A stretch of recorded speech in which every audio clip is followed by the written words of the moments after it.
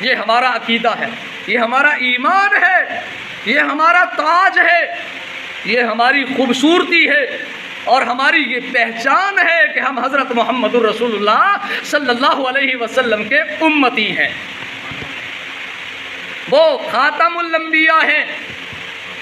ہم خاتم الامہ ہیں۔ اب اس کے بعد ان کے بعد کوئی نبی نہیں آئے گا، ہمارے بعد اب کوئی نئی امت نہیں آئے گی،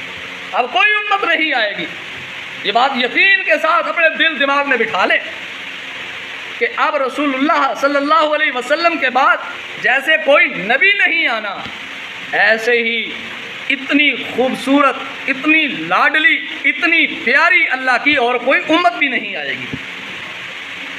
جیسے پیغمبر اللہ کے لاڈلے ہیں، جیسے رسول اللہ اللہ کے محبوب ہیں، اللہ کے پیارے ہیں، اسی طرح حضور کی آخری امت بھی اللہ کی قسم اللہ کو پیاری ہے، اللہ کی پیاری امت ہے، اللہ نے محبوب امت بنائی ہے۔ اور یہ وہی امت ہے جسے مانگنے کے لیے نبیوں نے بھی اللہ کے سامنے ہاتھ پھیلائے ہیں، جھولی پھیلائی ہے، دامن پھیلایا ہے، دامن پھیلایا اللہ کے سامنے، اللہ یہ امت ہمیں عطا فرما دے۔ لیکن یہ امت اللہ نے حضرت محمد الرسول اللہ صلی اللہ علیہ وسلم کو عطا فرمانی تھی اور انہی کو عطا فرمانی۔ تو اس لیے میرے بھائیوں، یہ اللہ کی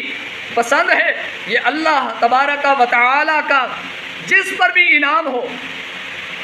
یہ اللہ کی چاہت ہے، اس میں کسی کا کوئی زور ہے؟ کوئی زور لگا کر اس امت میں آیا؟ میں اور آپ کون سا اس زور کے ساتھ اس امت میں آئے ہیں؟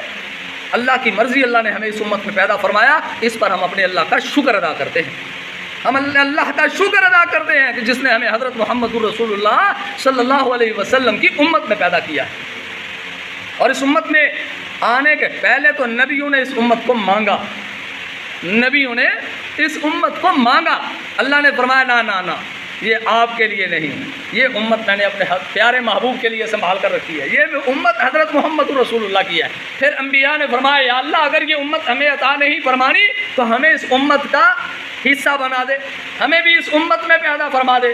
تو یہ دعا اللہ تبارک و تعالیٰ نے حضرت عیسیٰ علیہ نبینا علیہ الصلاۃ والتسلیم کے حق میں قبول فرما لی، ان کے حق میں قبول فرمائی۔ آدم علیہ السلام سے لے کر عیسیٰ علیہ الصلاۃ والسلام تک تمام نبیوں میں سے حضرت عیسیٰ علیہ الصلاۃ والسلام کی اس دعا کو اللہ نے قبول فرما لیا، اور ہمارا ایمان اور یقین ہے کہ قرب قیامت حضرت عیسیٰ علیہ الصلاۃ والسلام اس امت کا حصہ بن کر دنیا میں تشریف لائیں گے، آسمانوں سے اتریں گے، اللہ ان کو اتارے گا، اس وقت وہ آسمانوں میں زندہ موجود ہیں،